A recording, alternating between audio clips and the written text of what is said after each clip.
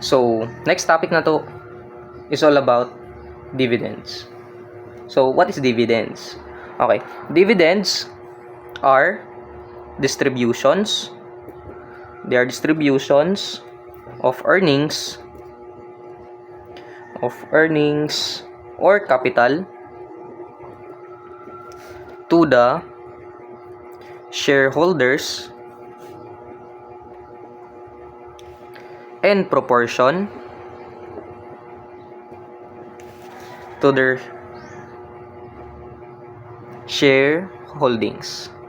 Okay, shareholdings. So meaning kining dividends is ginahatag gikan sa kumpanya or kitang corporation, no? Kita si corporation and then natay klase-klase nga mga shareholders, di ba? Shareholders. Natay mga klase-klase nga shareholders. So, kini si corporation or kita si corporation, because there's always sa point of view kang corporation, naghatag ta or nagdistribute ta sa ato ang mga earnings, okay? Kay bali gitagaan nato, no, sa marbitaw, something. Di ba siya income? It's murag return on investment sa ilaha lang po. Like murag okay, nag-invest sila sa atua, so naghatag dividends. Because again, dividends is not an only constructive obligation siya, di ba? Dili siya legal obligation. Wala siya gina-require nga ang corporation kailangan maghatag yun sa dividends sa mga shareholders. Only if mag-declare ang corporation. So if taas ang inyong income for this period, then gusto mo mag-declare like murag pahalipay sad siguro sa inyong mga shareholders, maraganahan sila nga mas pag-invest pag yun, magkuhan sila hang shares pa doon sa imuha, then gana, no? Maghatag si corporation sa mga dividends. And of course, ang dividends snayang yun dani, no? Proportion. In proportion to their shareholdings. So dili wala siya fix, no? Wala fix kung pila nga dividends. Nakadepende if pila ka shares ang gihawiran na sa mga shareholders. So for example, si first shareholder ang gihawiran is 10k shares. 10k shares. Kani si second shareholder ang gihawiran is 5k shares. Tapos ang ikatulo is only, let's say for example 1,000 shares. So and therefore si una nga shareholder mas dako iyang madawatan nga dividends because mas daghan nga shares ang iyang ginahawiran. Because again, in proportion to their shareholdings. Okay. So natay tulo nga mas timeline.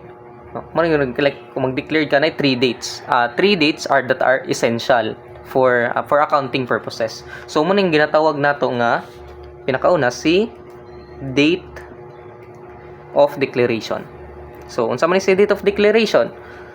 Okay. Si date of declaration is the date on which the directors authorize, like kada bitaw nag-declare na sila. Declaration, basically, nag-declare sila nga sa dividends nga mag-distribute sila dividends. Next is the date of record. So this is the date, no, on which the stock or transfer book corporation will be closed for registration. So kani muna ni ang date of record. So naka-fix na nahuman na, no, pero wala pa bayad nga nitabo. Only nga na-fix nga dana na, like only those shareholders that are registered as of such date are entitled to receive dividends. So katong mga wala na register, katong wala na butang mga shareholders dito sa list of sa nga ipasa, then dili sila makadawat sa dividends. Okay, bali mo na sa finalization. Okay, nga na siya. Pero dani nga time is walay record, walay entry because only nga nagpasa lang ka, only kasulatan. Walay kwan, no? Walay obligation, walay bayad, walay naapektuhan nga assets, liabilities, and equity. So therefore walay journal entry. Pero ato pa nang balikan unya para mas magets. Sige. So ang next nato or the last, no, essential for accounting purposes is the date of payment. So sa butable naman siguro siya date of payment, muna na yung actual nga pag-distribute, no? Actual nga payment sa dividends. Okay, so actually na siya 2 types, no, sa pagbayad sa dividends. And then duha na siya classification, which is ang pinakaunang classification is si dividends out of earnings. And the second one is dividends out of capital. So for this, no, mas madali lang ta mag-focus kang dividends of earnings since mo po ning gihatag sa tuwa kay ang kaning mga dividends out of capital is this is sa time na sa liquidation, like if mag-close ng corporation na mo na maghatag sa dividends. Pero diri sa earnings is mo ning buhi pa si corporation, and si dividend of earnings no nani siya actually upat, no upat ni siya ka way sa paghatag sa dividends, and most common is the cash dividends. Second one is the property dividends. Ang ikatulo is liability dividends. Ayan, dividends. And the last one is share dividends. Or bonds issue. So, sa karon mag-focus lang tani sa duha para kay mo sa hatag sa tuwa. So, dali na sa mag-focus. So, muna nato yung i-discuss. So, pinakauna, of course, si cash dividend. Dali ta kang cash dividend. So, unsa man yung cash dividend? So, of course, basically, ang atong gihatag nga dividend is from cash, no? Gikan sa cash. Most common type of dividend, and ang kinipod, no, naiduha ka pag-distribute, like naiduha ka way sa pag-distribute sa cash dividend. And ang pinakauna ana, of course, is kato bitang certain amount of pesos per share. So nakadepende kung pila ang imong per share, and then nakadepende kung pila ka shares, outstanding shares ang imong gawiran, times ang nimo kung pila ang dividends per share. So ordinary, no? Nakabutang dali sa notebook. Ordinary ang term ni ma'am. Ordinary. Okay. Ordinary. So muna, ang kung pila mo outstanding shares, no, total outstanding shares, i-times lang na to siya kung pila ang dividends per share. Like for example, ang imuhang gihawiran nga outstanding shares kanina lang si shareholder nga 10,000 ang gihawiran. Kung nakay 10,000 shares and then gi-declare sa company nga let's say for example, no, 5 peso per share, nakay 500,000 nga dividends nga madawatan. Okay. So ang ikaduha pod is preference. Preference.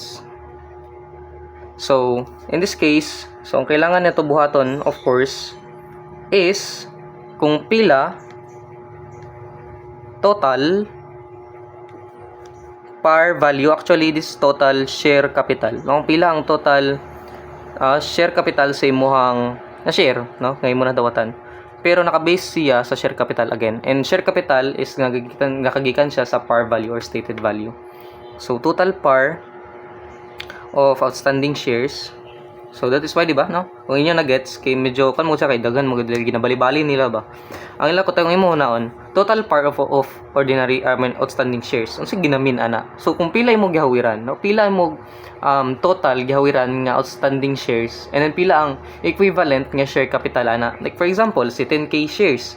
10K shares, 10K. And then, naay par value ani nga 100. So, that is that's 1 million, di ba? So na kay 1 million nga total par of outstanding shares.